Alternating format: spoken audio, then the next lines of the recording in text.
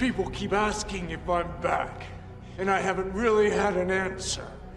But now, yeah, I'm thinking I'm back. Chad, I am so excited to talk to you about the 10th anniversary of John Wick. You guys changed the game. It's one of my favorite film franchises. Incredible, incredible franchise. Look, 10 years, we've had 4 movies, a TV show, and a spin-off movie coming next year. When the first John Wick was being made, how much of the future or an ending did you have in mind? I love it. 0. No, man, we wrapped. Dave and I went running for the hills. We each took another second unit gig as soon as done, try and pay for our lives. Really, we thought we were done. We were very proud of our guys and what we did for the work, and our stunt team and our crew, and we were very impressed with that. But we're like just in this massive state of depression. Like we kind of, oh well, we learned a lot. What are you gonna do? We were too weird, but at least we kind of made what we wanted to make. So there's a little bit of pride in that. At the same time, there's a little bit of like, ooh, we're never going to work again. Really? So it's a bit of a shock. Yeah, no, we were done. Wow. It wasn't until like the 6 months later that we got picked up and we did Fantastic Fest. So yeah, there's no plan. The real, you read a lot of stuff and people tell me a lot of stuff. Their favorite is like, we love number 4, but then number 1's great, then 3, and then 2, But in the true story of things, like John Wick 1 was great. It's my fave, of course, but like it wasn't until John Wick 2 that we got asked. Keanu had called up and said, "Hey, Lionsgate just called me. They want to do another one." I was like, "Really?" Like that. He's like, "Yeah." And we finally found out how well it had done. And Keanu and I went back in, and we're kind of like, "Okay, we'll do it, but we'll do it our way. You can't just tell us what the number is, and we'll figure it. But you can't." Because we're going to go weird and we don't want any oversight. And incredible. They didn't really miss a beat. They just figured, well, how weird can they go? And, we'll just do what we can. And, it's probably only good for one more. So they gave us a pretty long leash. And then it was like, I got back together and went, ooh, well, we really don't know what to do. So we got together with Derek Kolstad, and number 2 is the one we kind of figured things out. We came up with the idea that there's a Continental in every city. Derek had come up with the idea of markers. Then I was like, well, fuck it. If we're going to go that deep, let's go full Lord of the Rings. And we're going to make a fantasy world here. And that's how we'll start modeling it. So like, I don't know about Keanu, but for me, I'm the most proud of number 2 because that's where we cracked the code. And that's where after that, it became, not easier, but it became much more interesting. We knew we didn't have to put ourselves in a box. We could do anything. Bulletproof suits, dogs, ninjas. It didn't matter. Anywhere in the world, deserts, elders, high tables, cars, motorcycles, boat. It didn't matter. We could do anything. We were trying to steal from the best of Bond or Mission or anything else like that. We had free reign and no original IP to adhere to. So that's when we just felt incredibly free. That's why I think, and I stayed with the franchise so long. It's 100% ours and it was 100% unlimited. So. Incredible. That's incredible. Now, what's your fondest memory looking back on where John Wick began? And on the flip side of that, what's your least fond memory or biggest challenge in crafting the first John Wick? Oh, first John Wick. I think it hits you the first day. You step on set, you're the director. It's not about the stress or anything. It's about, you do have that moment and you're trying to be super fucking cool. We're big second unit directors and action stunt guys. So we're supposed to be the cool ones. Nothing gets to us.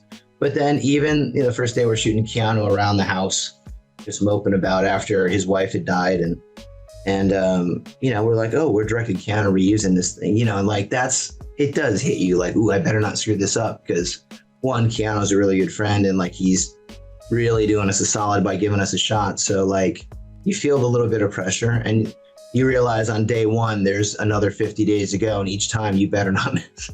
So that's a little daunting. And then, it wasn't until there was 2 big things. The first time we shot, the very first fight scene in his house, the first time you see like the gun foo stuff, I don't know, you'd have to ask Dave or Keanu, but we did that in like some ridiculous short time, like 2 or 3 days. And I remember thinking at the end, I was like, I was already chopping it or cutting it in my head. I'm like, we got it. Like, this is cool. Like, if I think it's cool, it's going to be cool. Trust me, it's going to be cool. Because I remember at the time, it was all about punching, kicking, fast editing, shaky cam. And we were like, one long dolly. And it naturally looks slower, and it doesn't have the panache or the pop of three cameras. And there's a little bit of doubt, but I was like, I knew that there was something cool there because I thought it was cool, and I saw Keanu doing the cool jump spin move, and I was like, it's cool.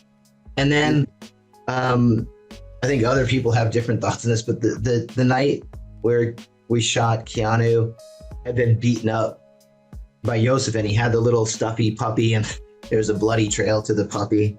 And there's a lot of people kind of watching, being very concerned about how this is going to work.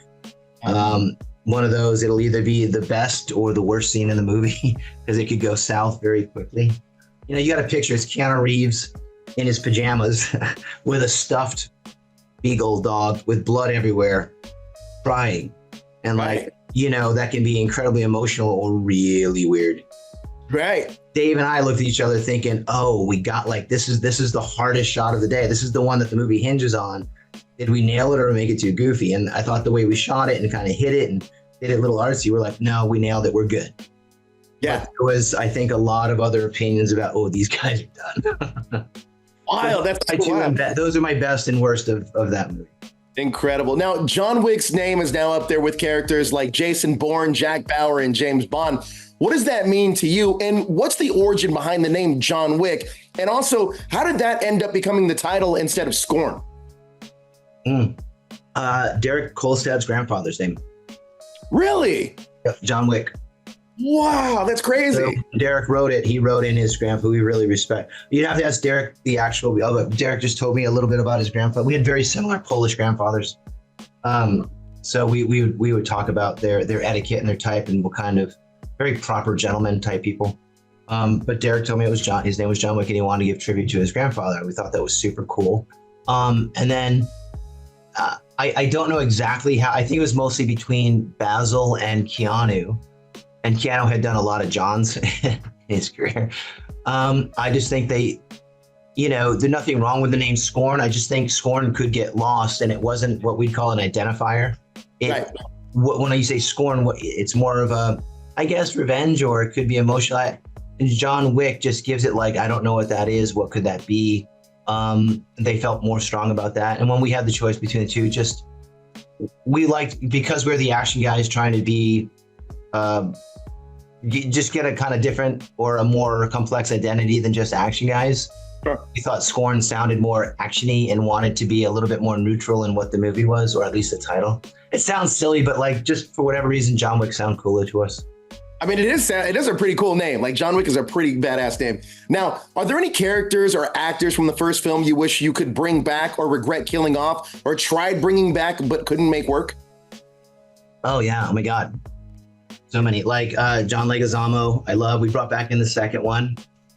Jimmy, I know we brought back in the second one, but fucking love Jimmy the cop. Like, he's such a good actor, such a great guy too.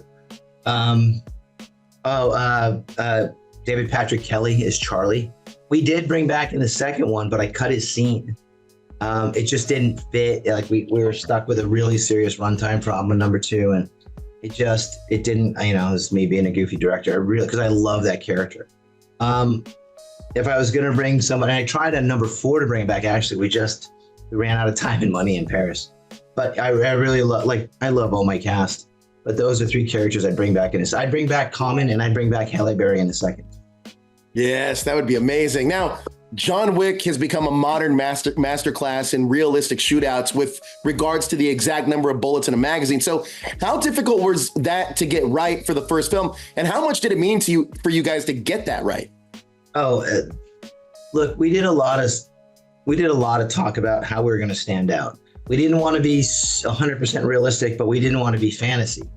So we just made a little chart, like, we're counting bullets.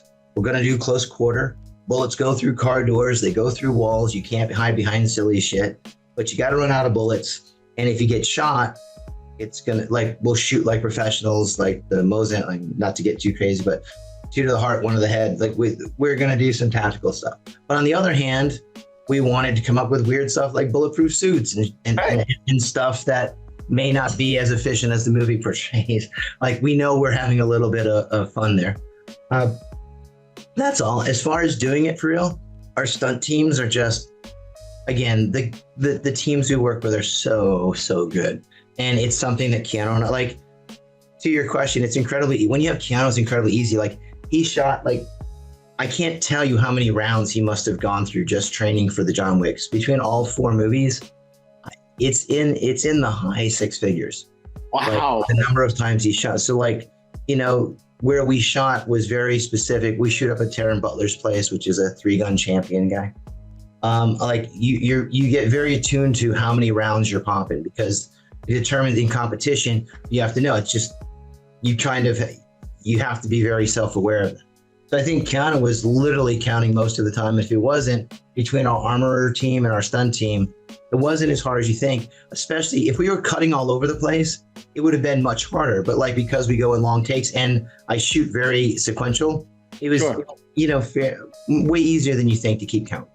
Wow, that's wild. Now, watching the lore expand with the sequel movies has been really interesting, but what are some of the original ground rules for the Assassin's Guild, the Continental, and all of that? And how much is a gold coin actually worth? I think most of the you can't do business on continental grounds. And I think the big oversight rule of everything is everything in the John Wick world is transactional. Nothing's for free, and there's always a cost no matter what the price is. Might not be a price, but there is a cost. That's all you have to know. There's always something. As far as a gold coin, we never looked at it. As far as a monetary value, a gold coin is worth what it is in gold, which is around $1,200. But, like, that wasn't the point. A gold coin is a membership card. Right. Like, it doesn't matter if some people were giving a shit about that after the first one. It was like, well, is it worth a drink? Is it worth it? No. If you're in the Continental and you had gold coins, the actual worth of the coin is irrelevant. It is, you are showing it as, I'm part of the club. I'm above monetary value. This is the new monetary payment. A coin can be worth a drink to somebody important. It can be worth a firearm, rounds of ammunition. It can be worth a haircut, or it could be worth a new suit, or it can be worth one life. Yeah. Coming up. As you saw in the first one, I think it was 13 bodies and he had 13 coins. That's the price of, it's an understated and I guess rule of the world that a coin is for the act of service or the act of entry. It's more about, you know, I guess it's kind of like an IOU. It could be an act of faith, an act of membership, an act of a service or something. Yeah, there's a handful of military folks I know that have their own kind of challenge coins. So, exactly, that have so much value to them. And it's not like I can just walk off the street and get one, you know what I mean? So I know that there's a significant value to that. Now, if you can go back and give yourself advice before working on John Wick, what would that advice be? Ooh, see, that's the tricky one, right? There's about a million things I woulda, coulda, shoulda. You know what I mean? I'm also a bit of a realist in a really pragmatic sense. If I could go back and change anything, I probably wouldn't be sitting here. Like, Dave and I survived through the arrogance of ignorance. You know, we just thought we knew what we were fucking doing, and we didn't, and we kind of stumbled our way to here. You know, if we had known more, we probably would have made different decisions. I'd like to think that I wouldn't have done too many. More about life, about how to deal with people, about how to get your ideas across without yelling, screaming, and, you know, punching through walls and stuff. I think I could probably take a lesson in that. You know, just, you can never be prepared for the first time of anything, right? Sure. Because you have expectations being go. It would just be like, you know, one of those things, like, try to be as open-minded as you can. That, and I would say, always try to see things from every angle. You know, nobody sets out to make a bad movie, yet what happens? So, and the other thing is, you know, it happens a lot in our business because it's so massively collaborative, meaning studio, crew, cast.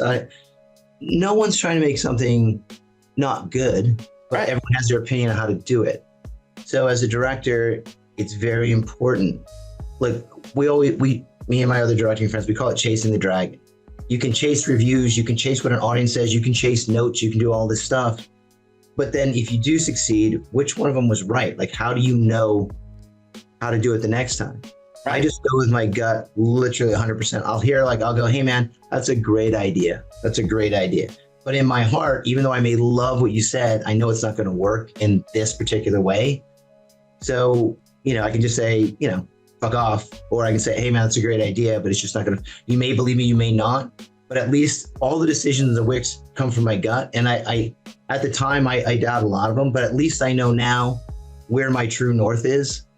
And I think that's one of the most important things you can learn is like, regardless of what somebody may say or reviews, or if the whole crowd is against me, if I go with my gut, at least I'm the only one to blame and I'm the only one to kind of gauge where I'm at or steer the ship. So, yeah, that'd be the main thing I'd push if I could give a little advice. I love that answer because I feel that applies for life. Now, the John Wick movies raised the bar again for the action genre and have been hugely influential. How do you feel about the movie and the franchise impact on the genre and industry? Good question. I get asked that a lot. Look, it's if we were back in 1902 and this was the first action movie of all time, maybe I could take credit and go, genius. But it is 2024. And I didn't start making the John Wicks till 2014. And I was a second unit guy way back in the, early 2000s. And then there's about 100 years of action movies before me. Right. And there's these guys like Spielberg, James Cameron, John Woo, Tarantino, Kurosawa,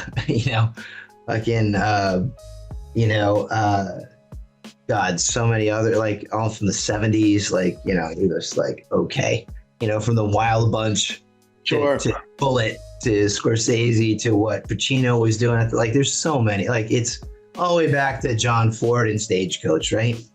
So whether it's Wong Kar-wai or Zhang Yimou or Yung Woo Ping or John Woo or, Ang Lee, I'm a little influenced. So when you see a John Wick movie, you're just seeing me filtering, every samurai, Zatoichi, Kurosawa, Chinese wuxia film from Crouching Tiger way back to Jackie Chan and Jet Li, all the way through the Shaw Brothers. You're looking at Westerns. You're looking at French cinema from Le Samurai to Le Cercle Rouge. You're looking at, insert name of any, Street Fighter, Kung Fu, pick Korean film of all time. I've got probably 10,000 action movies in my head.